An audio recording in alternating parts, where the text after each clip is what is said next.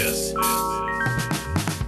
is the Peace and Mo Hair Grease Podcast, bringing you reviews in movies, music, television, and touching on the latest hot topics and discussions with your boy, HizWill.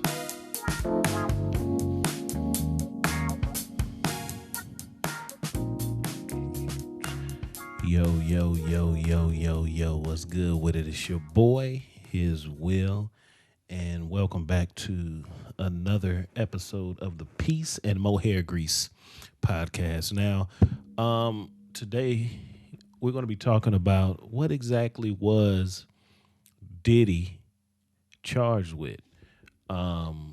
We know that, from the news and things like that, he was thrown in jail and stuff like that. But there's been a lot of confusion and a lot of people's different, a lot of people had different views and reasons why he was indicted. They were talking about for baby oil and the guns and with the etched off serial numbers and the freak offs and things like that of being freaky. So they were saying, is he in jail for being freaky, or is he in jail because for something else? Because there's been countless other people that's been, doing things, and what people do in a private, quarters or whatnot, that's up to them. That's what's the crime in that? And so there's no crime in being freaky, especially when you have, adults and consenting adults and stuff, but they were talking about children and all this different stuff like that. But we are going to go through the Diddy indictment, and this is the grand jury charges. So this is basically what did they actually charge him for? And, they rejected the $50 million, coming up with the $50 million bail. They rejected. He done liquidated some stuff, sold his house, tried to do some things like that. But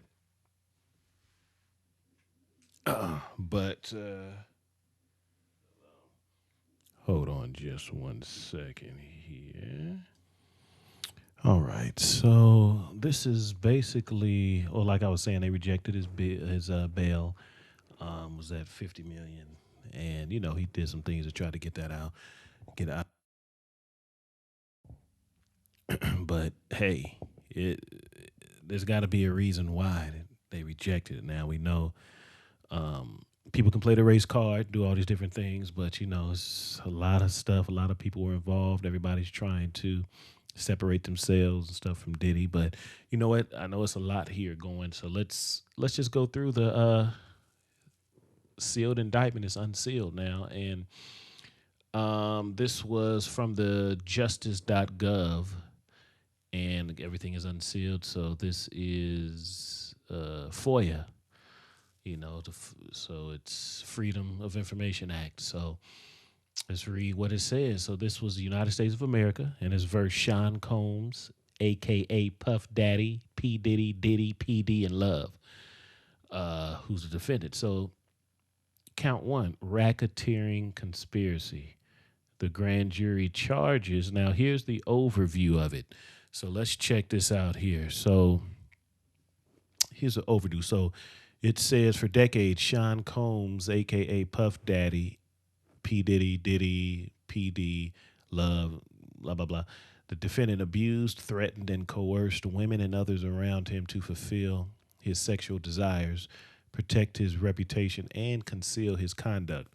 To do so, Combs relied on the employees, resources, and influence of the... Excuse me, I had to sneeze.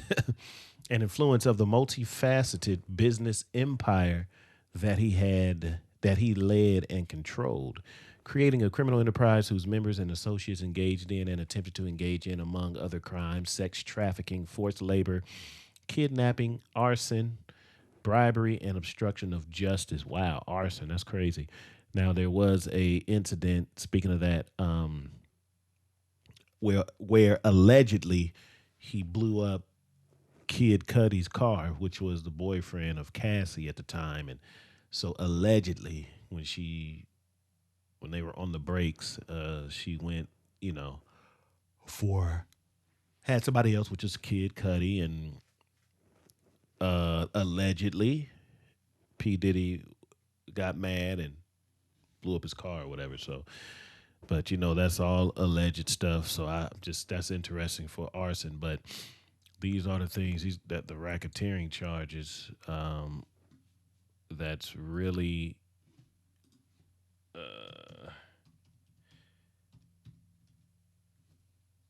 getting him to stay. That's probably why, with the kidnapping and stuff. And they were talking about how flying women from state to state, that can be considered the kidnapping.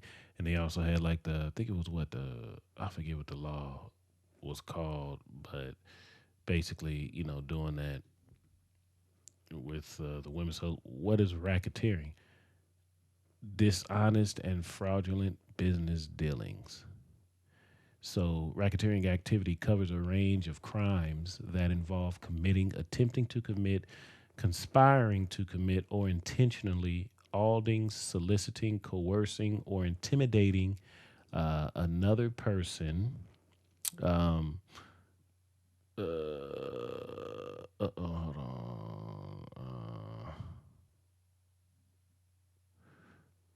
Give me just a second here. I was looking right at it, and then it popped up, but popped away. But you get the gist of it.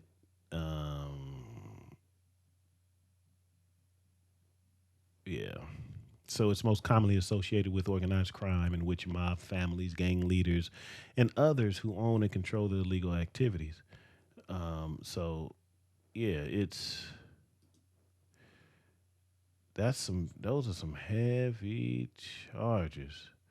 So criminal acts, typically those involving extortion, that involve those involving extortion, that involve a scheme organized to extract illegal profits.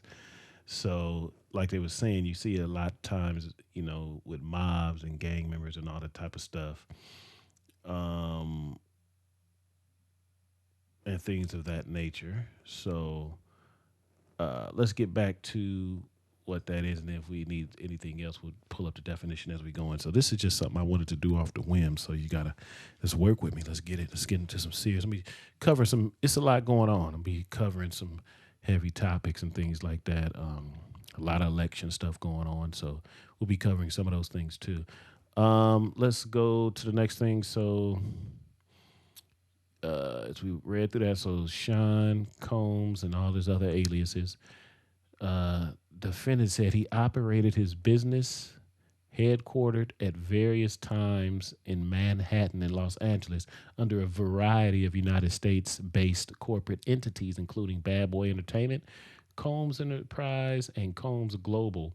Collectively, the Combs business corporate entities in the Combs business included, among other things, record labels, a recording studio, an apparel line, remember Sean John, an alcoholic spirits business, that was Ciroc, a marketing agency, and a television network and media company. So the television network, that is the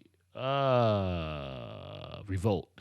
And see, at all times relevant to this indictment, Sean Combs and all his other aliases, the defendant engaged in a persistent and pervasive pattern of abuse toward women and other individuals that abuse and other individuals. This abuse was at times verbal, emotional, physical, and sexual. As part of this pattern of abuse, Combs manipulated women to participate in highly orchestrated performances of sexual activity and male commercial sex workers. At times, Combs and others acting at his direction made arrangements for women and commercial sex workers to fly to Combs' location. Combs ensured participation from the women by, among other things, obtaining and distributing narcotics to them, controlling their careers, leveraging his financial support, and threatening to cut off the same, and using intimidation and violence. So, yeah, so I can see, well, and this is where I guess the things were getting a little muddy, because if you're flying somebody down there, they know what's about to go down, or maybe they don't, but they willingly went there. Now, what happens when they get there? That is the thing, because if you grown, how can somebody make you do those things? And I'm just saying here, I'm not saying that it can't happen, but some people were trying to get in careers and get music and things of that nature, and he was using his leverage. So for sexual favors, they'll, be allegedly be doing different things. So, as we just read, a lot of times they were allegedly drugged, um, or stuff put in the drinks and things of that nature, according to this indictment. And like I said, he uses leverage to control careers. Like, hey, you're not gonna get the budget, or you're not gonna get this song, or blah blah blah, so on and so forth, if you don't engage in these type of things. Also, financial support. Hey, if supposed to be giving you some money. If you want, you got to do something strange for a little change. And with all them thousands of bottles of baby oil and lubricant found, they was doing something strange. All right. There was one gentleman that was a male sex worker. I saw a quick clip, and he stated that he was doing stuff, allegedly, and doing what he does, and then he caught what is that sexual transmitted disease? Herpes. Was it herpes? Yeah, one of those. He caught it, basically a STD, and so yeah. I mean, and then people was making the jokes. They found all that lubricant and all that stuff with no condom in sight. So they was, wow. If this stuff breaks and these names and videos start coming out, it's gonna be some, oof. That's a bombshell, like Feinstein, and then that's crazy. But okay, moving on. Physical abuse by Sean Combs, aka all his other names. The defendant was recurrent and widely known. Of course, he's P. Diddy, so everybody know him.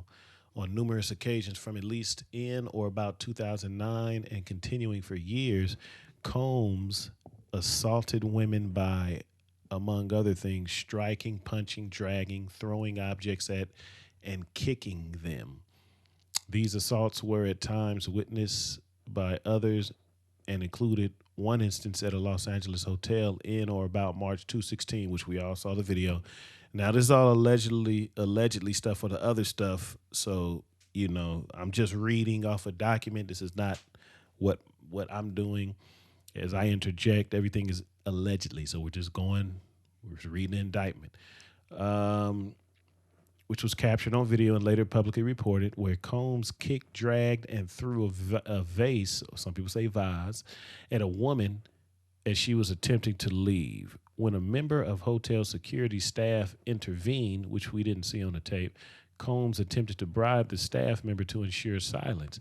Combs' violence was also not limited to these women. It extended to his employees, witnesses to his abuse, and others. Now, there have been a lot of talk about how Diddy was a mad dog, cussing people out, threatening, busting in these execs' offices, throwing chairs, and allegedly stabbing or something,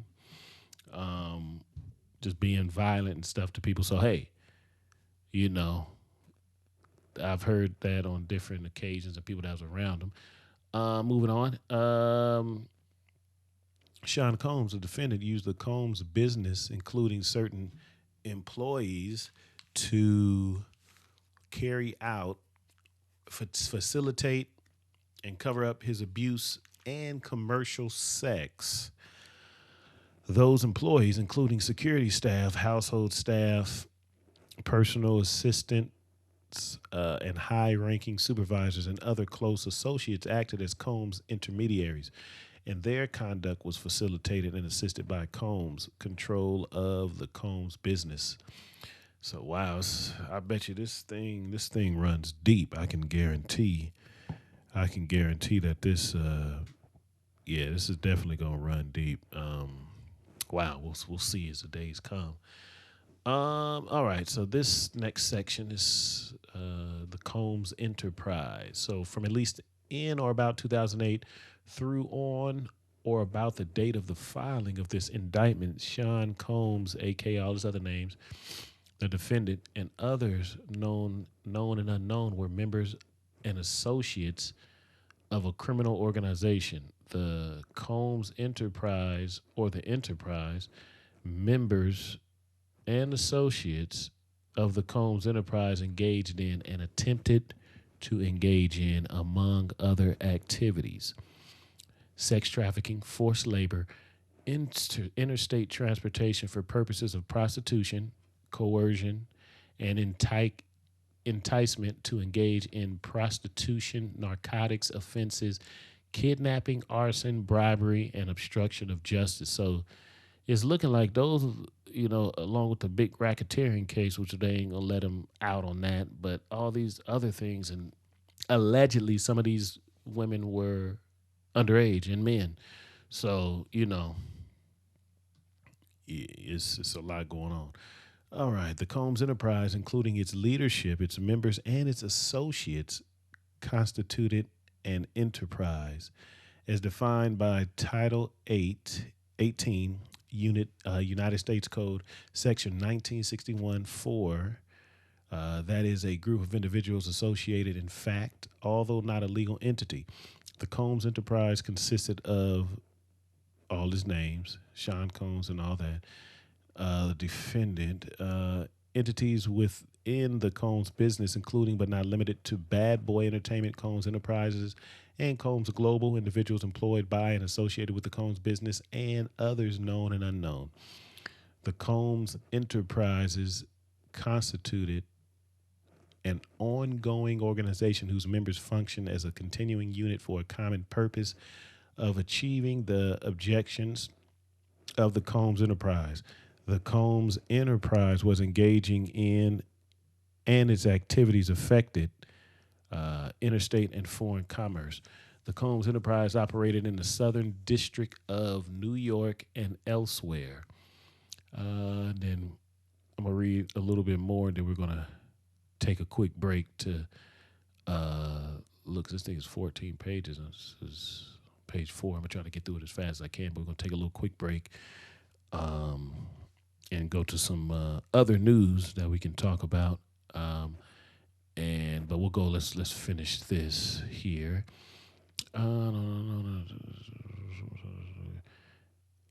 At all times relevant to the indictment, Sean Combs and his AKAs, the defendant, was the leader of the Combs Enterprise. Sean Combs and his names, the defendant, and others known and unknown participated in unlawful and other activities related to the conduct of the Combs Enterprise's affairs.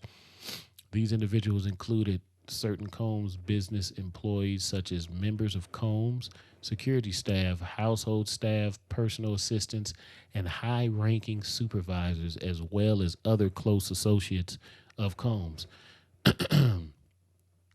Let's see, and I'll read the section, then we'll take a quick break. We'll take a break every 4 pages. We'll just do something like that. Purpose of the Combs Enterprise. The purpose of the Combs Enterprise included the following: operating a global business in the media, entertainment, and lifestyle industries, including, among other things, record labels and a recording studio, an apparel line, and alcoholic spirits business, a marketing agency, and television network and media company.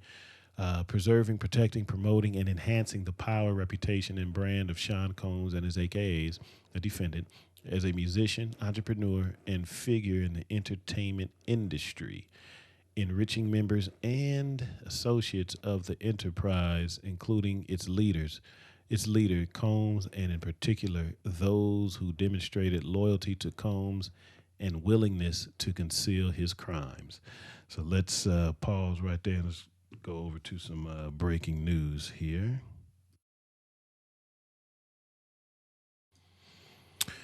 All right, so in the breaking news, real quick segment. So just a couple of quick tidbits here and there. As you may or may not know, DL Hughley is trending for speaking on Janet Jackson. And a lot of people are coming to her defense. Apparently, DL Hughley, Janet Jackson was basically claiming Kamala Harris isn't black, or she was confused or said whatnot. But she had some words when asked about it. But from what I understand, it wasn't even that bad. She was just questioning. But, it is what it is. But D.L. Hughley, he comes out and here's his tweet. It said, "All I know is Kamala looks like she did when she was in Oakland, but Janet don't look like she did when she was Penny. What the H-E double hockey sticks was in that iron." And he also goes on to say, Kamala Harris looks the way she does because she has mom from India and a dad from Jamaica. Janet Jackson looks the way she does because she has a plastic surgeon. Whew. And he also said, interview sounded like a Trump rally. FYI, it's a little ironic to question whether someone is black while you're breathing through the nose of a white woman. Dang. Wow. And he says, after facing criticism for her ignorant Kamala Harris comment, Janet Jackson has issued an apology. Now, from what I understand, that apology was not authorized by Janet Jackson, and someone was fired, I believed, over it. So, hey, I don't know. These are just things, that's going on. These are some of the things that I was hearing about, but hey, that's what's going on for this little quick tidbit. And that was just, and people are going in on DL, talking about our sister Janet, an icon, and they were showing the pictures of him that saying he out here looking like, I don't want to use that word, but it looks like, somebody he looked crazy. I'm just going to say that. And so, so that's going down. So, all right, so let's go on and get back into the indictment. So, let's see, we left off as the purpose of Combs Enterprise. So we was going there. So preserving, protecting, promoting, and enhancing the power of the Combs Enterprise, including the power of its leaders. Combs through violence, use of firearms, threats of violence, coercion, and verbal, emotional, physical, and sexual abuse. This is some of the, as we were continuing, of what he used his business and things for. Fulfilling the personal desires of Combs, particularly those related to Combs' sexual gratification, including through the exploitation of women and the use of commercial sex workers. Now, enabling Combs and other members and associates of the Combs Enterprise to engage in unlawful acts of violence, including sexual violence, sex trafficking, forced labor, interstate transportation for purposes of prostitution, coercion, and enticement to engage in prostitution, narcotics distribution, and other crimes, and concealing the commission of such acts. Securing absolute loyalty from members of the Combs Enterprise, including through acts of violence. Let's see. Okay. Oh, sorry. Through acts of violence, intimidation, manipulation, bribery, and threats of retaliation against individuals who witnessed the crimes committed by members and associates of the enterprise. Right. So yeah, he's so far. This sounds like this is some. What was that? Okay, sorry, just having some other stuff going on here. All right. Commission of Acts securing absolute loyalty from members of Combs Enterprise, including through acts of violence and threats, and protecting the Combs Enterprise and its members and associates, including Combs, from detection and prosecution by law enforcement authorities through acts of intimidation, manipulation, bribery. Yeah, okay, did that. Retaliation, okay. And means and methods of the enterprise. So among the means and methods by which Sean Combs and his AKAs, the defendant, and other members and associates of the Combs Enterprise conducted and participated in the conduct, what was it? Conduct of affairs of the Combs enterprise, including the following. Combs and other members and associates of the Combs enterprise wielded the power and prestige of Combs' role at the Combs business and uh, intimidate intimidate role at the Combs business to intimidate, threaten, and lure female victims into Combs' orbit, uh, often under the pretense of a romantic relationship. Combs then used threats of force, and coercion to cause victims to engage in extended sex acts with male commercial sex workers that Combs referred to as, among other things, freak-offs. Freak-offs were elaborate and produced sex performances that Combs arranged, directed, masturbated during, and often electronically recorded. In arranging these freak-offs, Combs, with the assistance of members and associates of the Combs enterprise, transported and caused to be transported commercial sex workers across state lines and internationally. Freak-offs occurred regularly, sometimes lasted multiple days, and often involved multiple commercial sex workers. During freak-offs, Combs distributed a variety of controlled substances to victims, in part to keep the victims obedient and compliant. So, man, he was slipping Mickeys and allegedly slipping all kind of stuff and putting stuff in the drinks and all this type of stuff. Wow. And I heard from someone else, I believe Gene Dill, he was talking about, it might have been him, but I heard, I'm not even going to say the name because I don't remember where I heard it, about some of the drinks were already allegedly pre tampered with, as we should say. So you come in there, you drink something, it's already something in it. So, sometimes unbeknownst to the victims, this was coming back. So let's go back. During freak-offs, Combs distributed a variety of controlled substances to victims, in part to keep the victims obedient and compliant. Sometimes unbeknownst to the victims, Combs kept videos and filmed of videos he filmed of victims engaging in sex acts with commercial sex workers. After freak-offs, Combs and the victims typically received IV fluids to recover from the physical exertion and drug use. Oh, man, that is crazy. That is crazy. They had to use IVs to get the stuff put back in. I mean, that's absolutely crazy, ain't it? You was doing all that, losing all them fluids, and man, just all night. And then to the point you got to get up and have IVs to replenish all the nutrients and stuff that you didn't left your body. Wow. Members and associates of the Combs enterprise, including high-ranking supervisors, security staff, household staff, personal assistants, uh, and other Combs business employees, facilitated the freak-offs, among other things, booking hotel rooms for the freak-offs, stocking the hotel rooms in advance with the required freak-off supplies, including controlled substances, baby oil, lubricant, extra linens, and lighting, cleaning the hotel rooms after the freak-offs to try to mitigate room damage, arranging for travel for victims, commercial sex workers, and Combs to and from freak-offs, resupplying Combs with requested supplies, delivering large sums of cash to Combs to pay the commercial sex workers, and scheduling the delivery of IV fluids. Whew. Wow.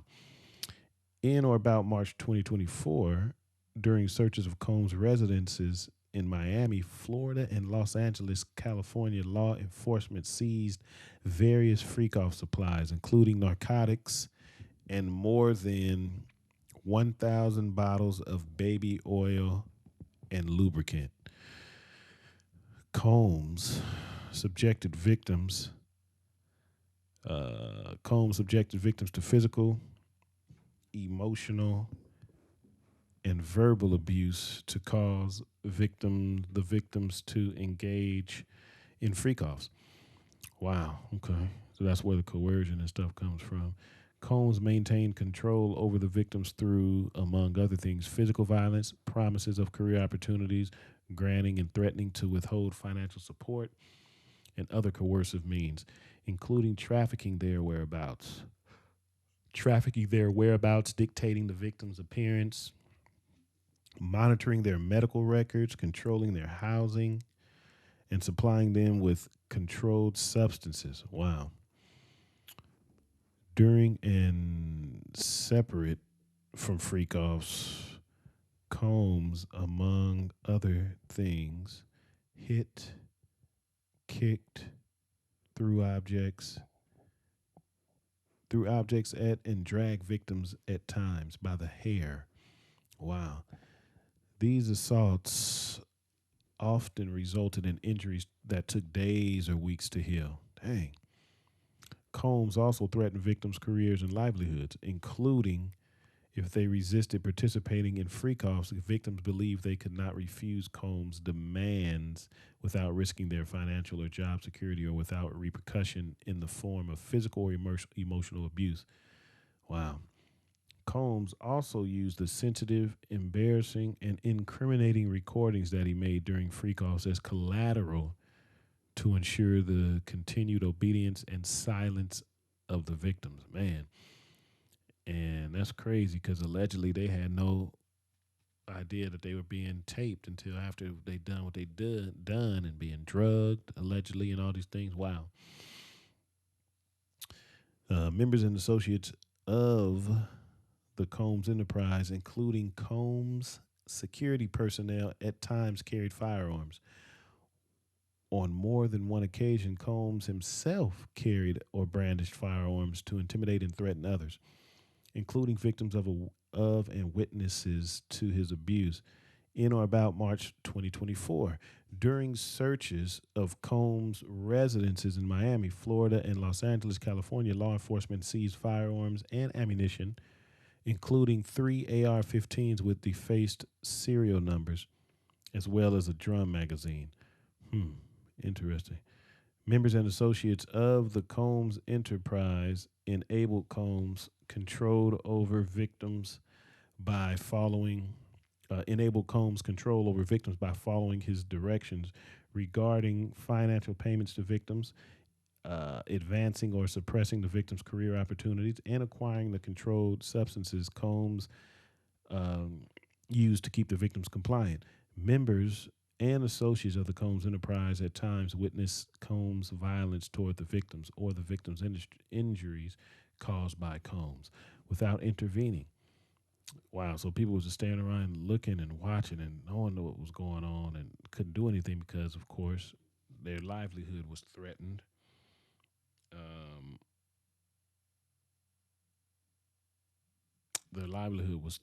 and so many times they was faced with, man, I got to feed my family. So the things you have to do, sometimes people get you in that situation, and that's unfortunate for the alleged victims of this.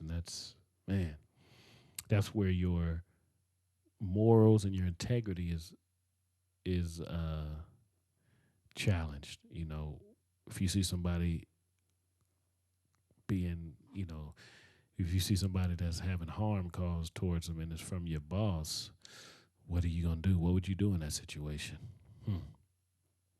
All right. Monitoring victims locations and such hotels and homes. Okay. These occasions included instances in which a victim was required to remain in hiding, sometimes for several days at a time, to recover from injuries Combs inflicted without being publicly observed. Members and associates of the Combs enterprise also assisted Combs in locating and contacting victims who attempted to flee his abuse. Wow. Give me just a second. I'm going to drink some water.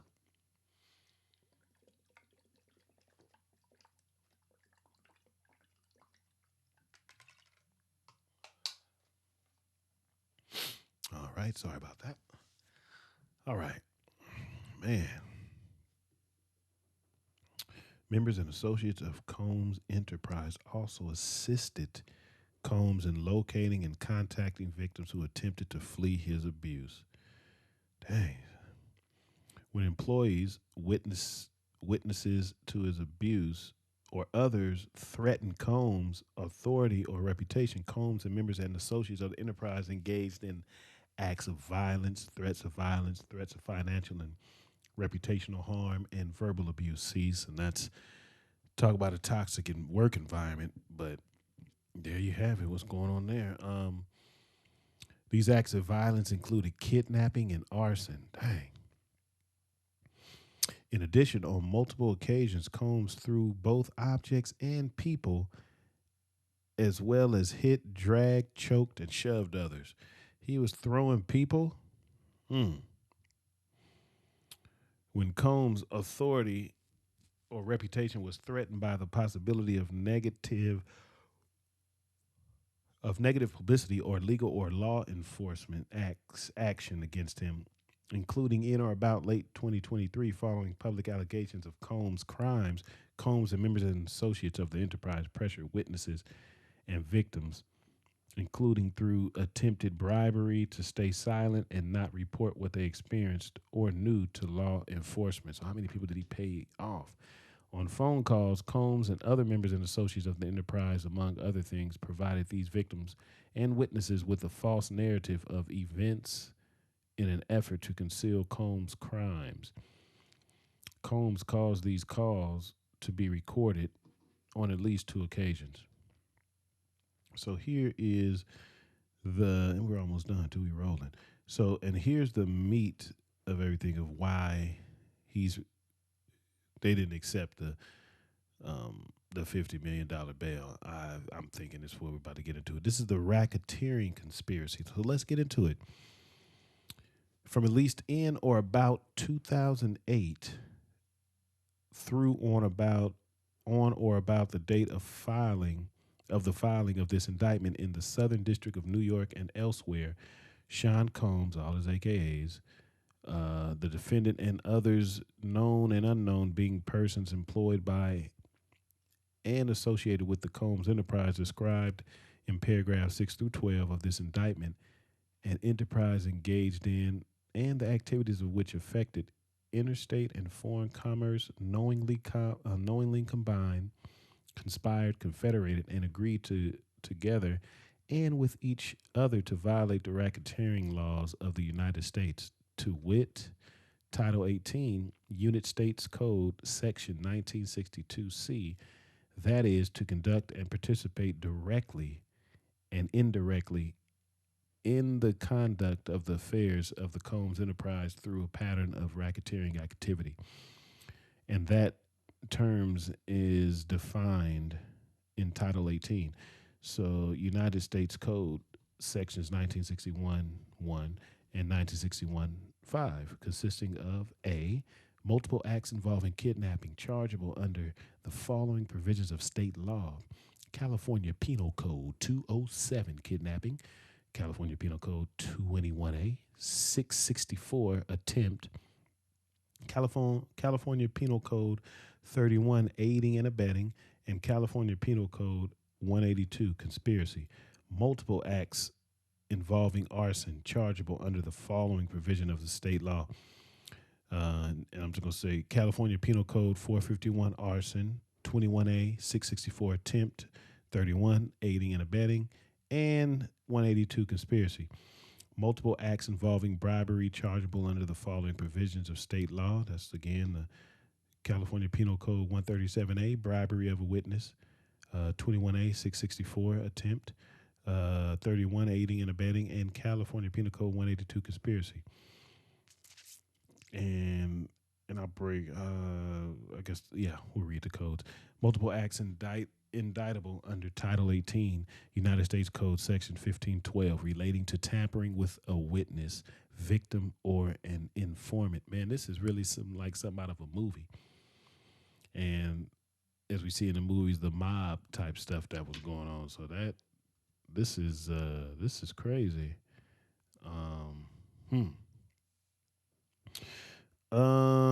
Let's see. And multiple acts indictable under Title 18, the sections 1589 and 2, relating to forced labor, multiple acts, again, under the same title, relating to sex trafficking. Multiple acts indictable, Title 18, is relating to transportation and inducement of to travel for purposes of prostitution and other illegal sexual activities, and multiple offenses involving the possession with intent to distribute or distribution of narcotics and controlled substances, including cocaine, oxycodone, alprazolam, or alprazolam. Lord, these names. Methylenedioxymethamphetamine, 4 bromo 2,5 dimethylphentylamine, gamma hydroxybutyric acid, and ketamine in violation of Title 21, United States Code sections 884, and it goes A1, B1C, B1E, B2, and 846, distribution and possession with intent to distribute, and conspiracy to do the same. In Title 18 under States Code Section 2, aiding, abetting, and willfully causing. It was a part of the conspiracy that Sean Combs and his AKAs, the defendant, agreed that a conspirator would commit at least 2 acts of racketeering activity in the conduct of the affairs of the Combs enterprise. So now this section is notice of special sentencing factor.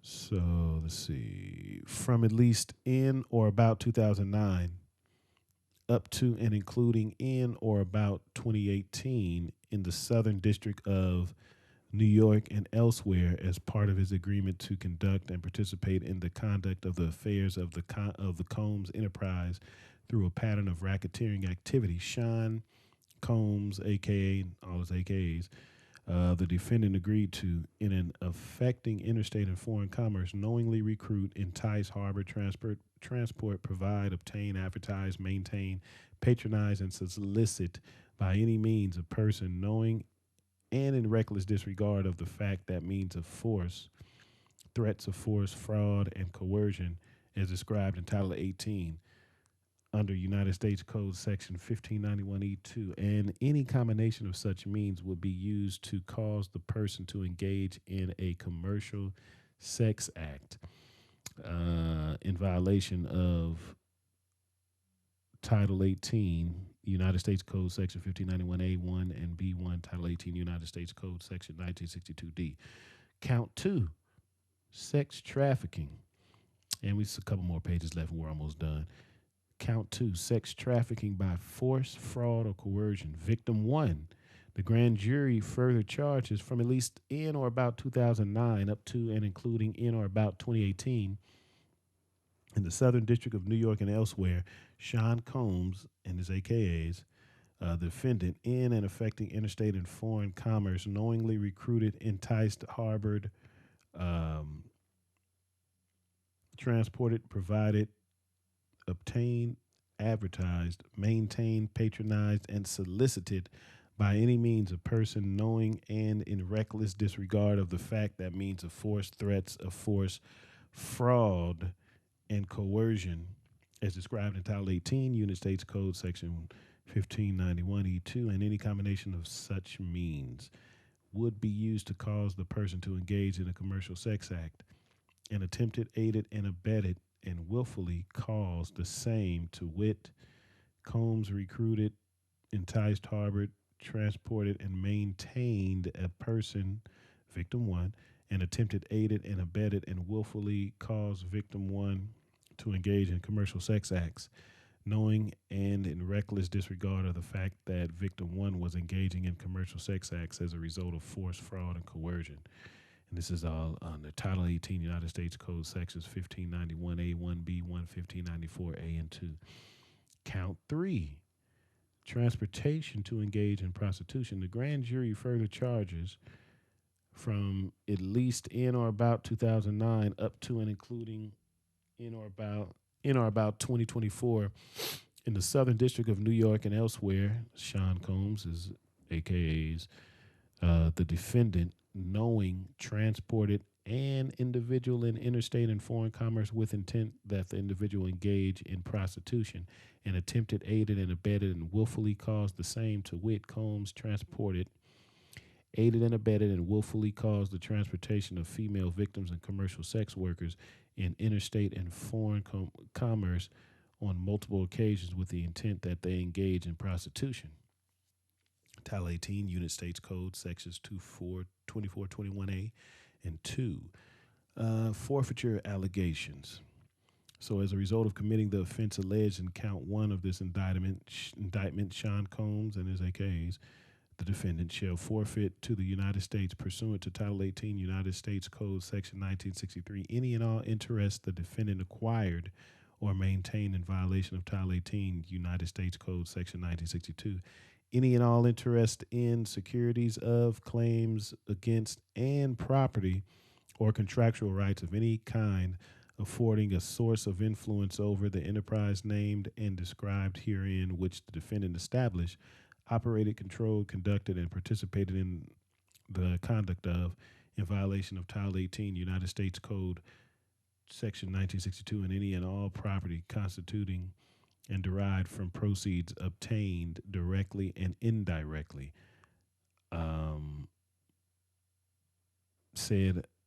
and indirectly said offense, including but not limited to a sum of money in United States currency representing the amount of proceeds traceable to the commission of said offense. As a result of committing the offense alleged in count 2 of this indictment, Sean Combs and his AKAs, the defendant, shall forfeit to the United States, pursuant to Title 18 United States Code, Section 1594, any and all property, real and personal, involved in, used, or intended to be used to commit or to facilitate the commission of said offense, and any and all property traceable to such property. Any and all property, real and personal, constituting or derived from proceeds obtained directly or indirectly as a result of said offense, including but not limited to a sum of money in United States currency representing the amount of property involved in said offense and proceeds traceable to the commission of said offenses. So basically everything that he used to do all these alleged crimes and all this stuff, all that property is being seized. As a result of committing the offense alleged in count 3 of this indictment, Sean Combs, Puff Daddy, a.k.a. all his AKAs, the defendant shall forfeit to the United States, pursuant to Title 8 United States Code, Section 2428, any and all property, real and personal, constituting or derived from proceeds obtained directly or indirectly as a result of offense, and any and all property, real or personal, that was used or intended to be used to commit or facilitate the commission of said offense. And 2, Title 18 Title 18 United States Code, Section 981A1C, A1C, and Title 28 United States Code, Section 2461, last page. Any and all property, real and personal, that constitutes or is derived from proceeds traceable to the commission of said offense, including but not limited to a sum of money in the United States currency representing the amount of proceeds traceable to the commission of said offense. So, substitute assets provision. If any of the above described forfeitable property as a result of any act or omission of the defendant cannot be located upon the exercise of due diligence, has been transferred or sold to or deposited with a third person, has been placed beyond the jurisdiction of the court, has been substantially diminished in value, or has been commingled with other property which cannot be subdivided without difficulty, it is the intent of the United States, pursuant to Title 18 United States Code, Section 1963M, Title 21 United States Code, Section 853P, and Title 28 United States Code, Section 2461C, to seek forfeiture of any other property of the defendant up to the value of the above forfeitable property. Then it goes into I'll read the last part, I guess. Title 18 United States Code, Section 981. Section 1594, Section 1963, Section 2428, Section 853, and Section 2461. This was signed by Damian Williams, the United States Attorney. And then the 4-person signature that is redacted. I'll assume that maybe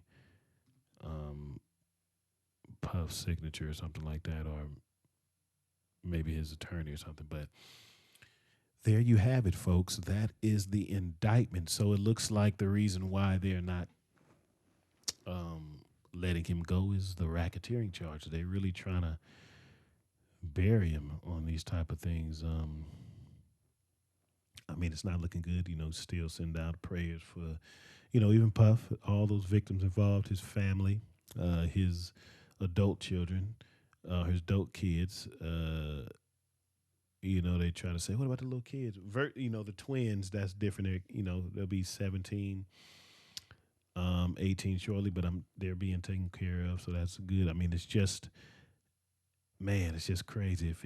If not all that stuff has not been going on, and he was still rise to power and doing these things and just did people right, would have been a better, different outcome. Publishing issues and all the things that people complained about, and then now all this is coming out, and then he got tapes on everybody, and wow, it's going to turn into a complete cluster. You know what? If all this stuff is released, and it will be released, I'm sure, especially in this day and age. But I just, I feel for all the parties that were involved and those that had to be quiet and wanted to say something but can't because of threats and to harm them and their families, their livelihoods, and all those type of things. That's not cool in any situation. People wanted to talk out, I'm sure, but when you're threatened with that information, and it's probably shocking, especially the first time people see it. They're like, "Oh my gosh, this is how he gets down," and then they're probably thinking of ways to maybe get out from under that situation. Like, but dang, he's paying me this, but they say if I do this, I'm going to threaten me. I mean, they had people allegedly chasing people down, or locating people to pressure them and try to bribe them and things of that nature. And a lot of times people are going to take the bribe, so they can't really say anything because, from what I understand, that's not admissible in court. Not admissible in court, because if you took a bribe from something, then your witness statement is basically not important. It's basically not admissible. So it's just like they said, your word is bond and things like that. But if you take and the words are escaping me right now, but if you take bribes, then your witness testimony is basically not even considered because it's tampered because you took bribes. So, I mean, it just, I just hope that, and Diddy's not the only one. There's a lot of powerful people, not just music, but in all aspects of life, that's probably doing some heinous things. And when you can actually have power to affect someone's livelihood in that way, and you got the resources to have people doing various things, that's crazy. Now, we didn't see anything about Tupac or Biggie in this indictment.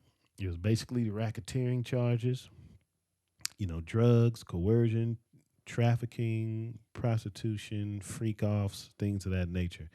But the racketeering stuff, like, that's big, and I'm not sure type of time those things take, if convicted. But, I've heard some things is life, but, I didn't go into much of that because, I just wanted to make sure, we get it cracking.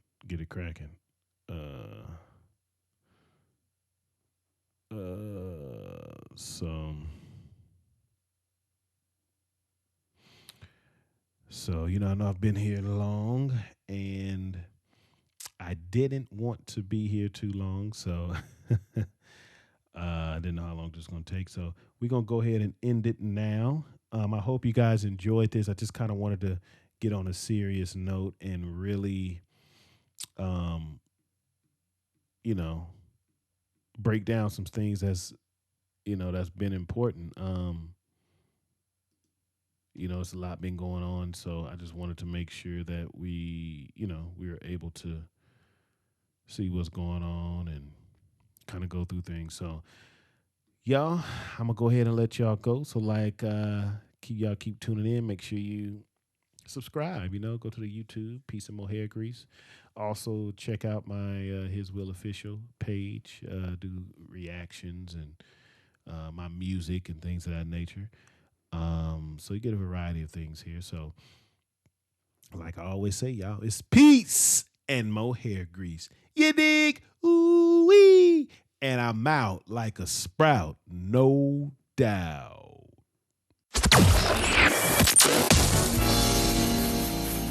This is the Peace and Mo Hair Grease Podcast, bringing you reviews in movies, music, television, and touching on the latest hot topics and discussions with your boy, HizWill.